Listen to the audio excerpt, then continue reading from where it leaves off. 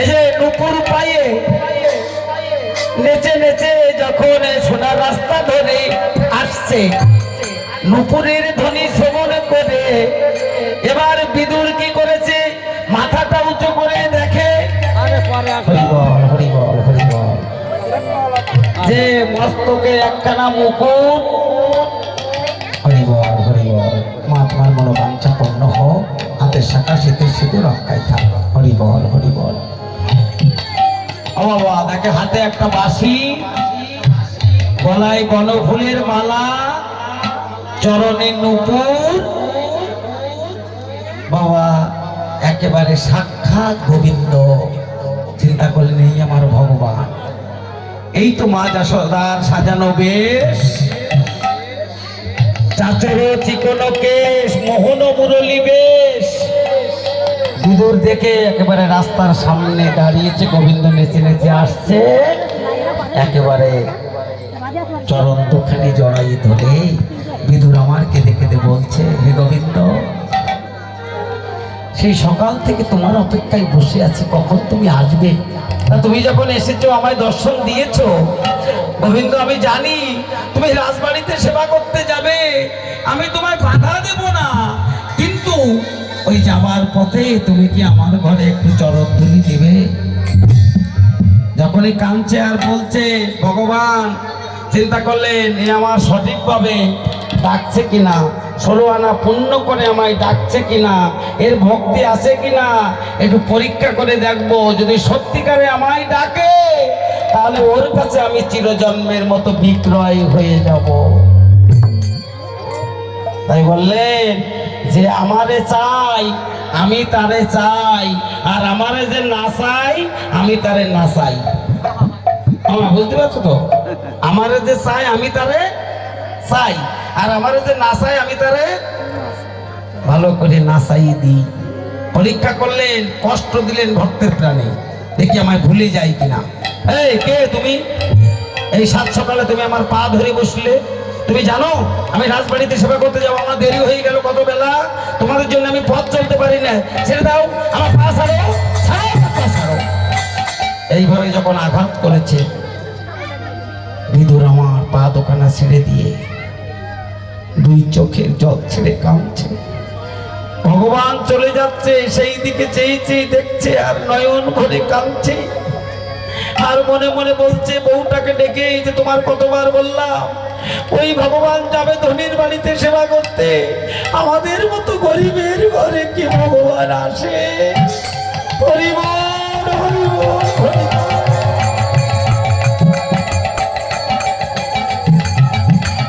ভক্ত কাঁদছে, আমার ভগবানও কাঁদতে কাঁদতে যাচ্ছে। কেন জানেন, এই জগতে সোনা গালাতে গেলে ওই সোনার ভিতরে সোয়াগা দিতে হয়, তা না দিলে সোনা কোনোদিন বলে না। তো এই জগতে ভগবান হচ্ছে সোনা আর ভক্ত হচ্ছে সোহাগা। ভক্ত যখন ভগবানে একাকার হয়ে যায়, তখন ভগবানও ভক্তের পা ধরে কাঁদে, আবার ভক্তও ভগবানের চরণ ধরে কাঁদে। হরিবল। এই যে ভগবানও কাঁদতে কাঁদতে যাচ্ছে, ভক্ত কাঁদলে আমার ভগবান থাকতে পারে না। বিদুর এইখানে দাঁড়িয়ে কাঁদছে বাবা, আর মনে মনে বলছে, আরে আর কত কান্দাবি রে দয়ালার, কত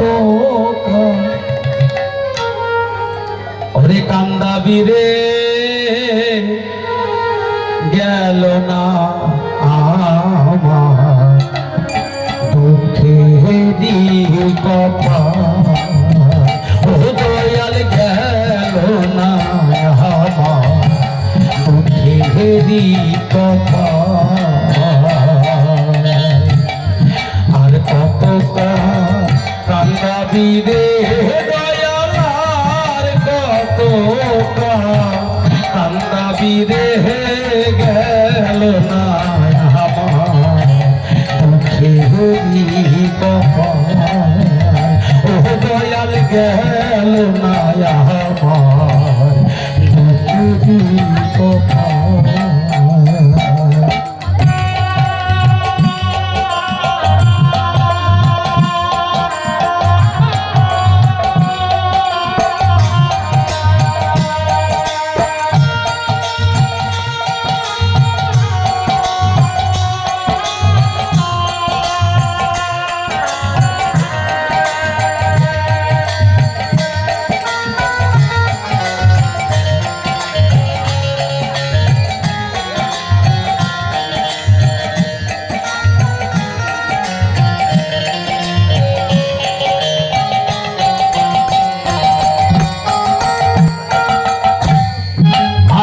কইরা ঘরে বানাইলাম বসত করব বলে দয়াল আশা কইরা ঘরে বানাইলাম বসত করব বলে চাল ছাইতে পারলাম না বলে চাল ছাইতে পারলাম না বলে ওরাইয়া নিল ঘরের চাল দয়ালু উড়াইয়া নিল ঘরের চাল গেল না আমার চোখেরই কপাল ও দয়াল গেল না আমার চোখেরই কপাল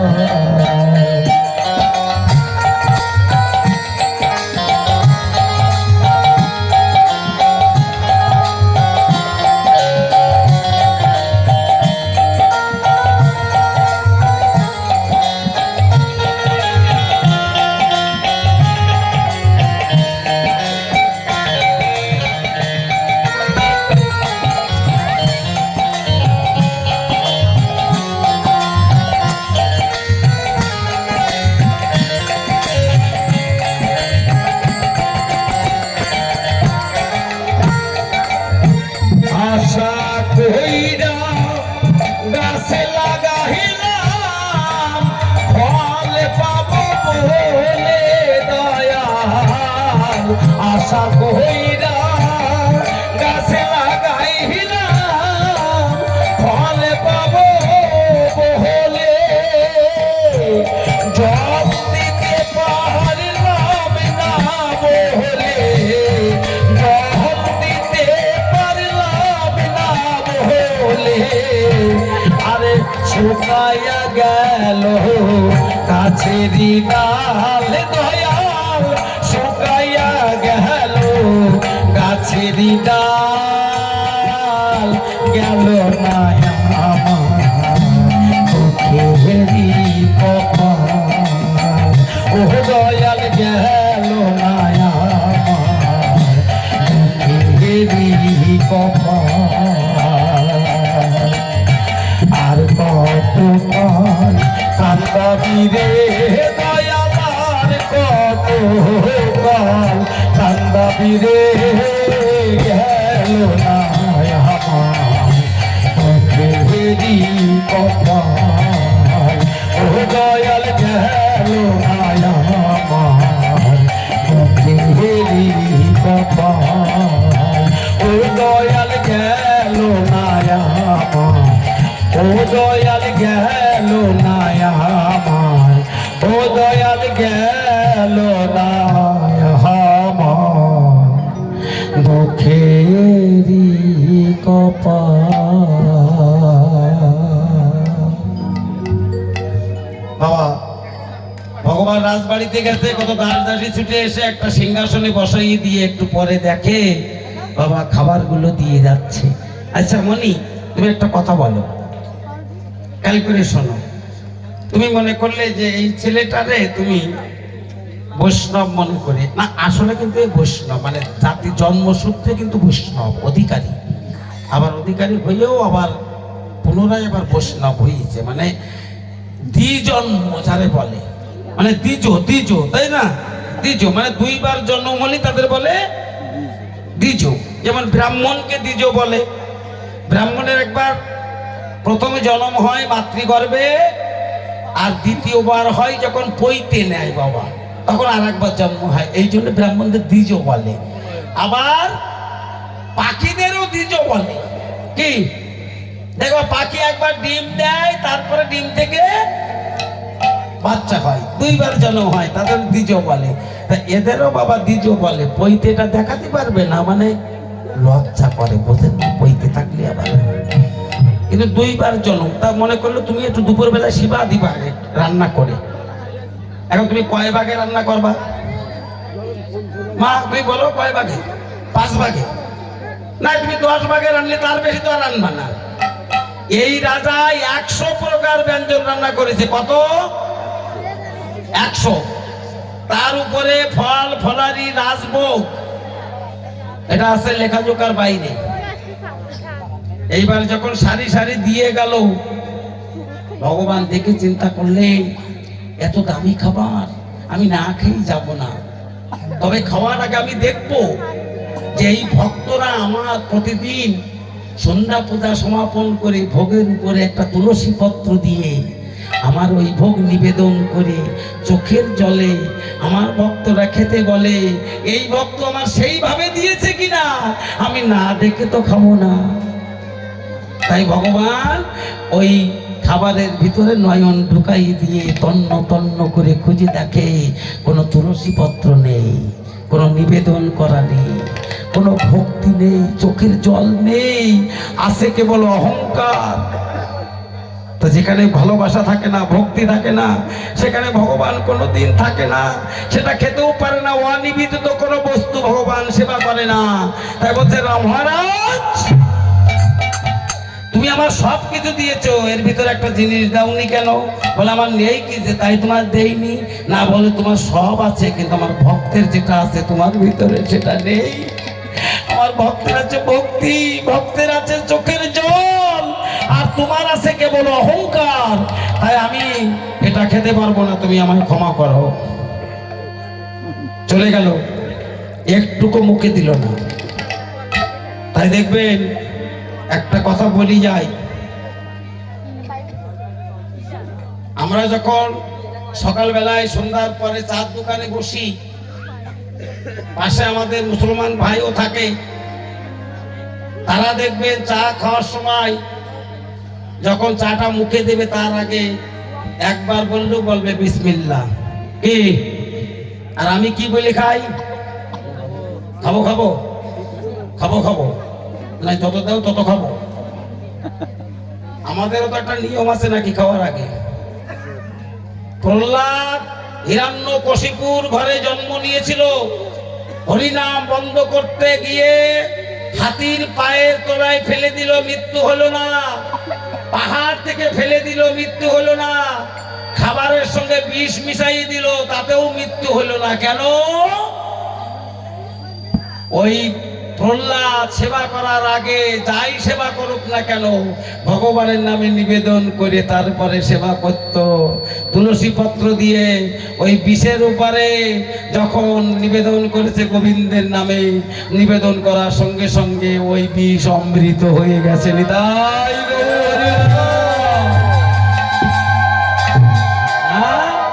অমৃত হয়ে গেছে বাবা, প্রহ্লাদ বেঁচে গেছে। দেখেছেন তো, বীজ যদি নিবেদন করেও খাওয়া হয় সেটা অমৃত হয়ে যায়। আর আমরা নিবেদন না করে যতই তুমি খাও না কেন, ওই ভিতরে গেলে তোমার সেটা পরিপাক হবে না। এই জন্য আমাদের এত রোগ শোক হয়। হ্যাঁ, ওরে বাবা যাবো তো কীর্তন শুনতে, আমার এই ডাব নাই, যা ব্যথা, যা সাবাই সাবাবে না। তুমি তো একজনের আর সাবাইছা, তো তোমার আর সাবাবে না। হ্যাঁ, তুমি সাবাই রেখে দিছাও, তোমার সাবাবে না। দেখেছেন তো, নিবেদন করে খেলে বিষ অমৃত হয়ে যায়। এই জন্য যারা দেখবে নিবেদন করে প্রসাদ পায়, তারা ডাক্তার বাড়ি হাসপাতালে কম যায়। কি আর আমরা যারা নিবেদন না করে খাই, আমাদের ওই ঘন ঘন ডাক্তার বাড়ি যাতে হয়। আমাকে টাকা তো ভগবানের সেবায় লাগবে না, সব ডাক্তারে খাবে। কি ভগবানের সেবায় লাগবে না, ডাক্তারে নিয়ে যাবে সব। কেননা নিবেদন করে খাওয়া শেখো। যেটা তুমি তুলসী পত্র দিয়ে নিবেদন করবা, তাই বলে সাদা নিবেদন করলে হবে না। ভাবতে হবে যেগুলো শাস্ত্রের বিধান আছে, বিধান অনুযায়ী প্রতিদিন যদি তুমি নিবেদন করে খেতে পারো, তোমার ডাক্তার বাড়ি কম যেতে হবে। বলে গেলাম। দেখেন যারা প্রসাদ বুঝি তাদের চেহারাটা একটু দেখবেন, খেয়াল করে একটু দেখবেন। বাবা, এটা ভগবানের দান করা। প্রসাদের এক নাম হচ্ছে কৃপা। যখন প্রসাদটা ভগবানের ভিতরে যায়, তখন ভগবানের কৃপা সান্নিধ্য লাভ হয়। এখন ভগবান না খেয়ে চলে যাচ্ছে, দুই পায়ে এগিয়ে অন্তরে দেখে বিদুর সেইখানে দাঁড়িয়ে এখনো কাঁদছে। কেন কাঁদছে? বিদুর ভেবেছিল আজকে তো আমার ভিক্ষা হলো না, ভগবান যখন সেবা করে যাবে তখন হয়তো মনটা ভালো থাকবে, আমি আর একবার চরণ ধরে কেঁদে কেঁদে বলবো দেখি যাই কিনা, ওই আশা করে বসে আছে। এখন আমার ভগবান ওই পথ দিয়ে না গিয়ে এবার অন্য পথ ধরে ঘুরে ঘুরে ঘুরে ঘুরে একেবারে বিদুরের বাড়িতে। হরি বল। এখন যে দেখে ফাঁকা বাড়ি, দুইজন মানুষ, একজন রাস্তায় দাঁড়িয়ে কাঁদছে আর একজন মন্দিরে বসে বসে কাঁদছে।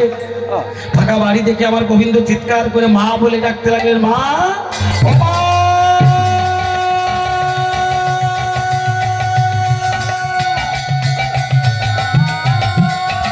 এই সাউন্ড কই, এই সাউন্ড কই, হে রে ভগবান হসেই না মোটে, কি করলি? হরি গো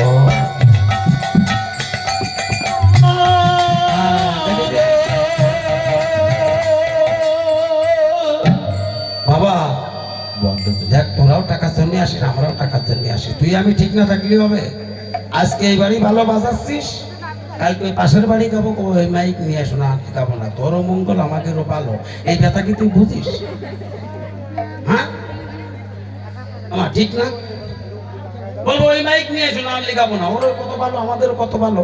না না বাজাচ্ছে খুব ভালো, কিন্তু মাঝে মধ্যে ওই যে বলেন না বয়সের দোষ, বলে কালী পুজো ডাক্তার হতে পারে, তার বয়স পাবে কেন?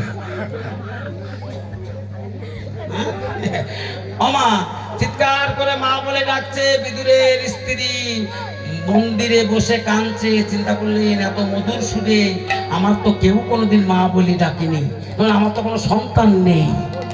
তাই বাইরে বেরিয়ে বারান্দা থেকে দাঁড়াই দেখে 7-8 বছরের একটা বালক, মস্তকে একখানা মুকুট, হাতে একটা বাঁশি, গলায় বনফুলের মালা, চরণে নূপুর, একেবারে অপরূপ রূপে মা বলে ডাকছে।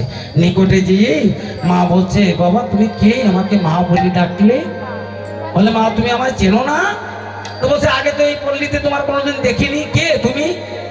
তা আমার গোবিন্দ বলছে, মা আমি না কৃষ্ণ।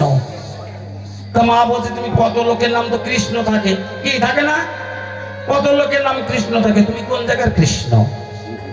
ভগবান ডেকে বলছে, মা এখনো তুমি বুঝতে পারলে না? তবে শোনো, প্রতিদিন সকালে ঘুম থেকে উঠে তুমি সব কাজকর্ম সেরে স্নান করে মন্দিরে ঢুকে সন্ধ্যা পূজা সমাপন করে ভোগের উপরে তুলসী পত্র দিয়ে ওই ভোগ নিবেদন করে চোখের জলে প্রতিদিন যারে তুমি খেতে বলো,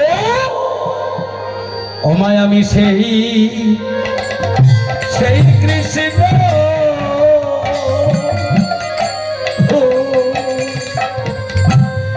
আমি তোমার ঘরে এসেছি, অমায় আমি সেই কৃষ্ণ, সেই কৃষ্ণ তোমার ঘরে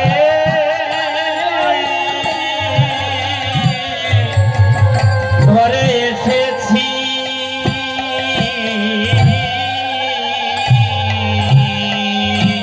ও যারে গোবিন্দ বলে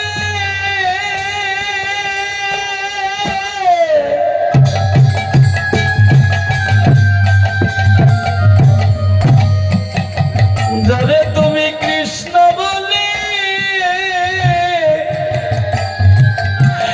ও যারে প্রতিদিন ডাকো, মাগো আমি সেই কৃষ্ণ।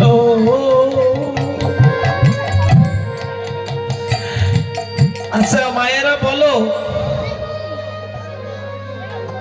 তোমাদের প্রত্যেকের ঘরে ছোট বড় ঠাকুরের আসন আছে না? আছে না? আচ্ছা আসন যদি থাকে তাতে ঠাকুরও আছে। আচ্ছা ঠাকুর যদি থাকে তোমরা সময় পেলে একটু ভোগ জল দাও। তা সারা জীবন যার সেবা দিয়ে আসলে সেই ভগবান যদি কোনো ভক্তের সামনে দাঁড়িয়ে বলে আমি সেই ভগবান, তখন ভক্তের কেমন অবস্থা হয়? মা একেবারে আশার খেয়ে ভগবানের চরণ ধরে বাবা কাঁদছে, আর ওই 2 চোখের জল বাবা আমার ভগবানের চরণের উপরে দিয়ে পড়ছে। আর আমার মা কি করছে, ওই চোখের জলে গোবিন্দ চলো গোবিন্দ চরণ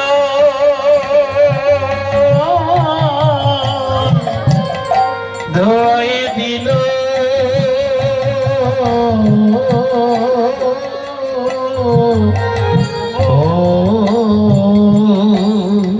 আমার গোবিন্দের চরণ,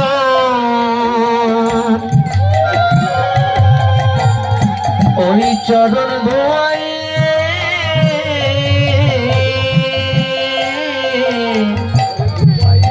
ধোয়াইয়ে দিল মায় আমার চোখে আপন ঘরে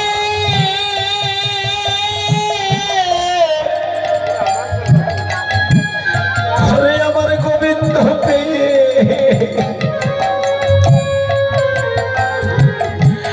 ওরে চোখের জলে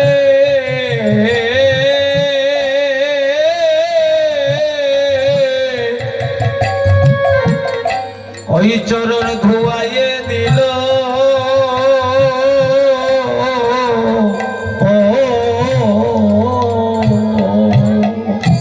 মায় আপন ঘরে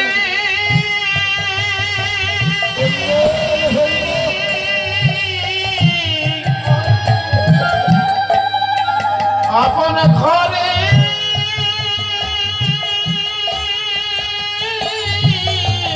আপন ঘরে ঘরে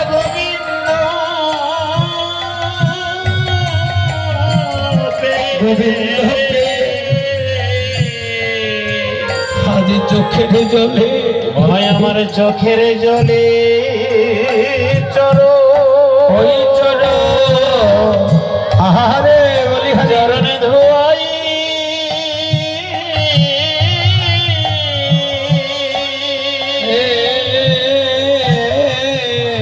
ধোয়াই দিল আমার আর এক কৃষ্ণ ভক্ত বাবা আরো 20 টাকা দান করলেন এই বেদুরের ঘরে কৃষ্ণ সেবায়। আশীর্বাদ করি কৃষ্ণ সুখে সুখী হোক, মনোবাঞ্ছা পূর্ণ হোক এবং ধনে জনে যেন ভগবান পরিপূর্ণ করে দেয়। মা কাঁদছে, চোখের জলে চরণ ধোয়াই দিচ্ছে। গোবিন্দ ডেকে বলছে, ও মা তুমি আর কেঁদো না, দেখো কত বেলা হয়ে গেছে, আমি না খেয়ে আছি, আমার বড্ড ক্ষুধা পেয়েছে, তুমি আমায় কিছু খেতে দাও। রাজবাড়িতে রাজভোগ খেলো না, আর ভক্তের বাড়িতে চেয়ে খাওয়ার জন্য বলছে আমার খেতে দাও। এই তো ভক্তি বাবা, এই ভালোবাসা। যখন বলেছে খেতে দাও, মা তখন চরণ ছেড়ে দিয়ে বলছে, তুমি না রাজবাড়িতে সেবা করতে গিয়েছিলে? বলছে গিয়েছিলাম, সেখানে আমি সেবা করিনি। বলে কেন? বলে সেখানে সব আছে কিন্তু ভক্তি নেই, ভালোবাসা নেই, চোখের জল নেই। মা আছে কেবল অহংকার। যেখানে অহংকার থাকে সেখানে আমি থাকি না মা, তাই তুমি আমার শিগগিরই কিছু খেতে দাও। মা বলছে যে আমার তো ঘরে কিছু থাকে না, যা ভিক্ষে করি আনি তাই রান্না করে সব সেবা দিই, তারপরে ভক্ত সেবা হয়, আমাদের সেবা হয়। বলে আমি খেতে দেবো, আমার তো ঘরে কিছু নাই। গোবিন্দ বলছে তুমি মিথ্যে বলছো কেন, তোমার ঘরে আছে আমার সেবার বস্তু। বলে না নেই, আমার স্বামী সেই সকালবেলায় তোমাকে আনতে গিয়েছে, ভিক্ষায় যাইনি, আমার ঘরে কিছু নেই, তোমার সেবা দেব। মা তুমি এখনো মিথ্যে বলছো, তোমার ঘরে আছে। মা বলছে নেই, গোবিন্দ বলছে আছে। মা যখন বলছে আবার নেই, গোবিন্দ বলছে মা তুমি এখনো মিথ্যে বলছো, তোমার ঘরে আমার সেবার বস্তু আছে, আছে, আছে। মা চিন্তা করছে কি করে থাকে। হঠাৎ করে মায়ের মনে পড়েছে যে আছে তো, আমি তো মিথ্যে বলছিলাম, কি করে আছে।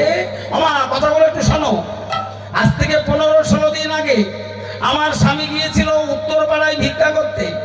তাই আগে ভক্ত ভালোবেসে 2টো পাকা কলা দিয়েছিল খেতে, কিন্তু আমার স্বামী আমি দুজনাই ভগবানের সেবা না দিয়ে কোনোদিন কিছু জলও খাই না। তাই বাড়ি এনে কলা 2টো আমার হাতে দিয়ে বলেছিল তুমি এটা ভগবানের সেবা দিও, তারপরে আমার প্রসাদ দিও। আমি কলা 2টো নিয়ে বলেছিলাম এটা আজকে দেবো না, কালকে দেব। তাই কালকে দেব বলে এক কোনায় রেখেছিল মন্দিরের। কালে কাল হয়ে গেছে বাবা, মনে নেই। কেন জানেন? আজকের কাজ যদি আপনি না করে বলেন কালকে করব, সেই কাজ কিন্তু কালে কাল হয়ে যাবে, আর কোনোদিন হবে না। তার একটা বাস্তব প্রমাণ আছে। রাবণ স্বর্গের সিঁড়ি বানাচ্ছিল বাবা, কিছুটা সিঁড়ি তৈরি হলে বলেছিল আজকে থাক, এটা কালকে তৈরি করব।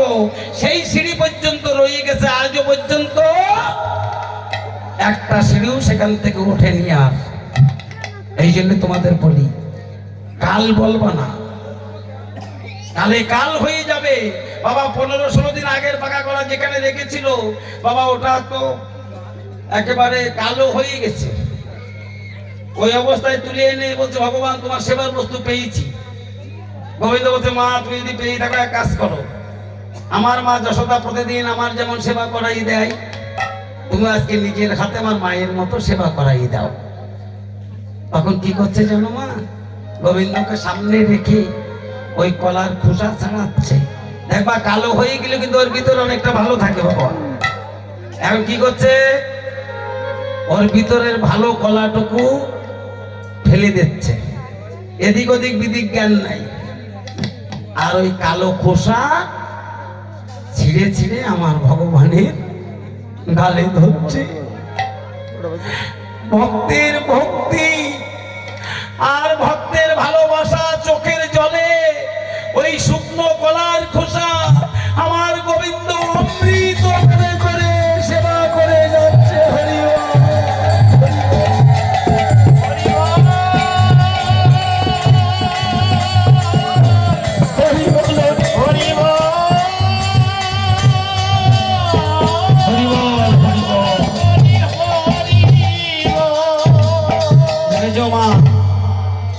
ভক্তের ভক্তি আর চোখের জলে শুকনো কলার খোসা সেবা করছে। রাজবাড়িতে এত খাবার, দামি দামি খাবার, রাজভোগ, ফল ফলারি কিছুই মুখে তোলেনি, আর ভক্তের বাড়িতে শুকনো কলার খোসা সেবা করছে। এতক্ষণ পরে বিদুর দাঁড়াইয়ে চিন্তা করলেন এত বেলা হয়ে গেছে, আর তো ভিক্ষা করতে যাওয়ার সময় নেই। আজকে তো ভগবানের সেবা হবে না, আমাদেরও হবে না, ভক্ত সেবা হবে না। তাই চান করে অত সন্ধ্যা পূজাটা সারি। তাই যে পুকুরে চান করে প্রতিদিন একখানা করে তো বসন, স্বামীর রঙেও একখানা, স্ত্রীর রঙেও একখানা। তা কি করে জানো মা? ওই পুকুরে চান করে এই নাভি পর্যন্ত জলে দাঁড়ায়, বসনখানা খুলে দুই হাত দিয়ে নিংড়াইয়ে ওই জলের উপরে এইভাবে বসন ধরে, ধরে শুকায়। যতক্ষণ না শুকায় ততক্ষণ জলে দাঁড়াই থাকে। শুকাইয়ে গেলে শুকনো বসন পরে বাড়ি ফিরে যায়। কত গরিব হলে কাজটা হয়। এই গ্রামে তো অনেক কত ধনী ব্যক্তি আছে বাবা, হ্যাঁ, একা একা একটা অষ্টম প্রহার 16 প্রহার নামযোগ্য করতে পারে না বাবা। কই দেখিনি তো। কিন্তু আজকে এই যে ঘরে এসেছি বাবা, এরা তো আপনারাই যেটা দান করেছেন সেই তাই দিয়ে কিন্তু আজকে মায়ের পূজা, এই যে ভক্ত সেবা সবই তো আপনাদের তাই হবে। এর পেছনে কারণ কি জানেন? দুটো কারণ, একটা হলো ভক্তি আর একটা বিশ্বাস। এই দুটো বস্তু না থাকলে পরে বাবা ও সারা জীবন তুমি হরি হরি বলো, তোমার কিচ্ছু হবে না। এই আমাদের আসলে কিছু নেই হবে। হরে কৃষ্ণ। বিদুর ওই বসন ধরে ধ্যান করছে, এক ভক্ত পাশ দিয়ে যাচ্ছে, বলছে ও বিদুর তুমি জলে দাঁড়িয়ে আছো, তোমার ঘরে ভগবান গেছে, তুমি জানো না? বলে কি বলছো? তুমি হ্যাঁ, যেই দেখো তোমার ঘরে ভগবান। আর যখনই বলেছে হাতে যে বসন ছিল ওই অবস্থায় হাতে বসন রয়ে গেল, জল থেকে উঠে ওই অবস্থায় ছুটতে লাগলো। দেখেন এদিকে ওদিক জ্ঞান নেই, এরে বলে অচলা ভক্তি। হ্যাঁ, জ্ঞানবিহীন ভক্তি। অত জ্ঞান থাকলে হয় না বাবা। ছুটতে ছুটতে বাড়ির ভিতরে প্রবেশ করে দূর থেকে দেখে সকাল বেলায় যার চরণ ধরে কেঁদেছিল সেই ভগবান ঘরে। তা ভালো করে তাকাই দেখে সব কলা ফেলে দিয়ে শুকনো খোসা ছিঁড়ে ছিঁড়ে ভগবানের গালে ধরছে। বিদুর চিৎকার করে ডেকে বলছে, ওগো এ তুমি কি করলে? তুমি জানো না যোগী যোগ সাধনা করি যার চরণ পাই না, কত মুনি ধ্যান করে যার চরণ পায় না,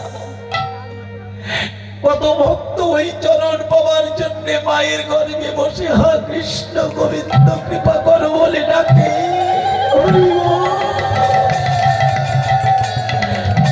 আর সেই গোবিন্দকে তুমি ঘরে পেয়ে শুকনো কলার খোসা তুমি ছিঁড়ে ছিঁড়ে তার গালে দিচ্ছ, তুমি কি পাগল হয়ে গেলে? এতক্ষণ পরে স্বামীর কথা শুনি স্ত্রী চৈতন্য জ্ঞান ফিরে পেয়ে সত্যি দেখে যে এতক্ষণ সব কলা ফেলে দিয়ে শুকনো খোসা দিচ্ছে ভগবানের গালে। স্ত্রী স্বামীকে ডেকে বলছে, ও স্বামী, আমি নাই ভগবান পেয়ে পাগল হয়ে গেছি, কিন্তু তুমি যে ভগবানের কথা শুনে বাড়িতে আসলে ছুটে, তোমার অবস্থা কি তুমি একবার নিজে দেখেছো? একখানা বসন তোমার হাতে, তুমি দেখো।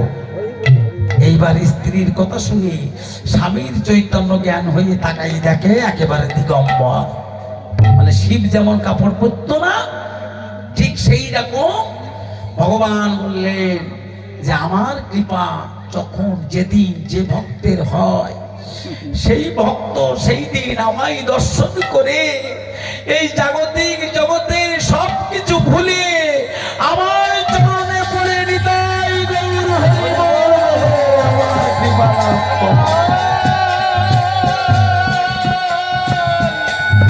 হরি বল, হরি বল।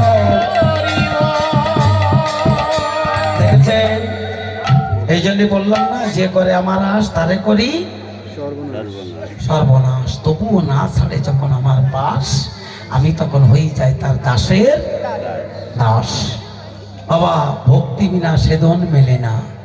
তাই আজকে আমরা বাবা দেখেন, একটা কথা বলি যায়, আর আশা হয় কিনা তো জানি না, ও বয়স কিন্তু কম হয়।